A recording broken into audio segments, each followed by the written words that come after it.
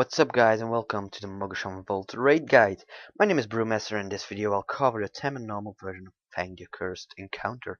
Feng is a 3-phase fight and you'll need 2 tanks and can use 2-3 healers, and as far as DPS goes, yeah, just a balanced mix of melee and range is awesome.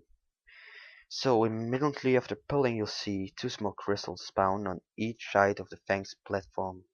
Each tank will need to click one of those 2 crystals to access a special ability. The light-colored crystal will give the tank the nullification barrier ability. This creates a small bubble around the tank that nullifies any of the boss mechanical abilities. The dark-colored crystal gives a Shroud of Reversal ability. When you channel it on a friendly player, you'll be able to copy the next ability of the boss. This will usually be the other tank. So I'll discuss exactly when and how to use his abilities as we continue through the guides. But for now I recommend having your strongest tank take the nullification barrier and leaving the other tank free to make optimal use of Shroud of Reversal. Alright, let's start.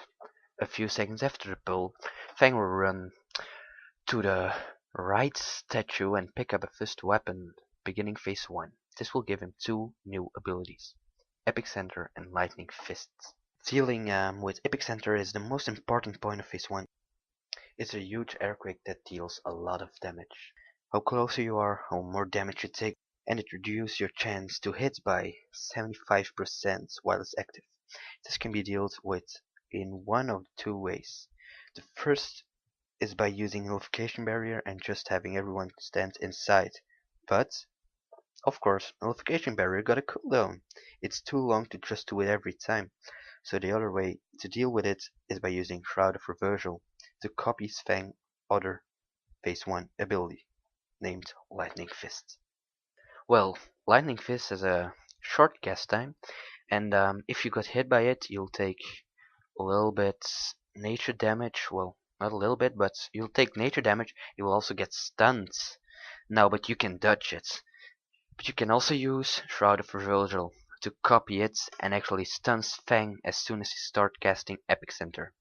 As long as you do it after the cast actually starts, Epic Center will be interrupted and will put back on cooldown. You want to alternate between using Nullification Barrier and Lightning Fist to handle Epic Center. And have your buried tank started on the boss, while the Shroud tank keeps an eye out for the Lightning Fist to cast. Once he's been able to steal Lightning Fist, the Shroud tank should taunt the boss and take him long enough for the barrier tank's debuff to fall off.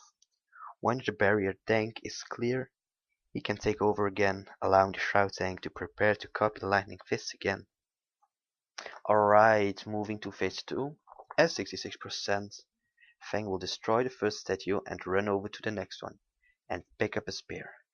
He will stop using Epic Center and Lightning Fist and instead start using Wildfire Spark and Draw Flame. Wildfire Spark is a pretty standard bomb style mechanic.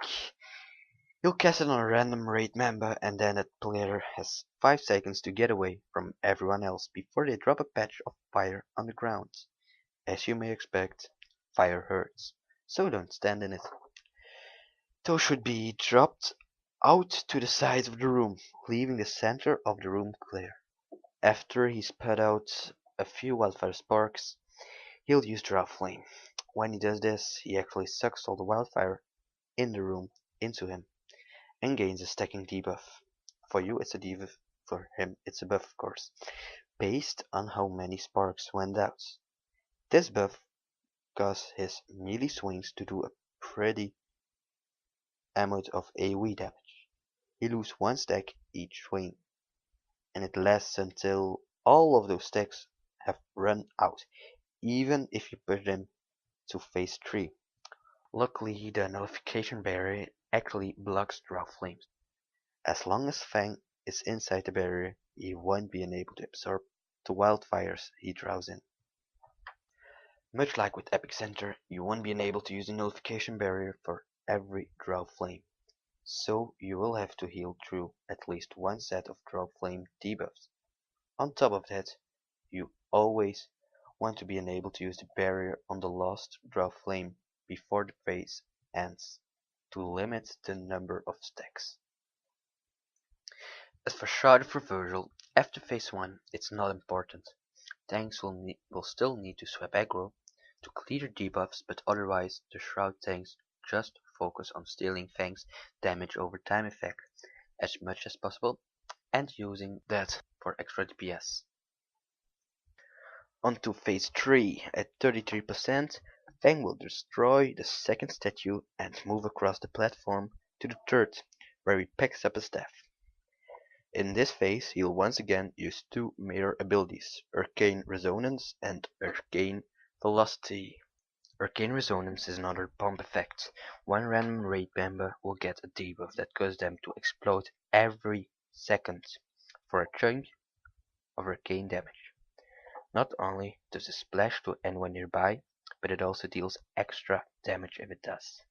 For this reason, we pull the boss out of the middle of the room, so that range DPS and heals have plenty space to spread around him.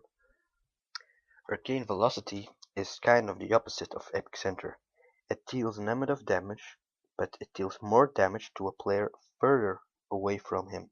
So, you want everyone to stack up on the boss when he casts it, and use a nullification barrier if it's available. However, Arcane Resonance can make it a little bit tricky. Anyone with Arcane Resonance needs to stay out of the group. As a result, that player needs some extra healing. On top of that, he can actually cast a new Arcane Resonance instantly as soon as Arcane Velocity finishes. Which means you need to spread out again just before he's done challenging. Otherwise, there's a good chance you can get a new Resonance while everyone's still stacked, which is pretty much an instant swipe. Other than that, phase 3 is pretty straightforward and rests mostly on your healers to keep everyone alive, and your DPS just kills them before the healers run out of mana. Guys, thanks for watching and see you next time. Bye.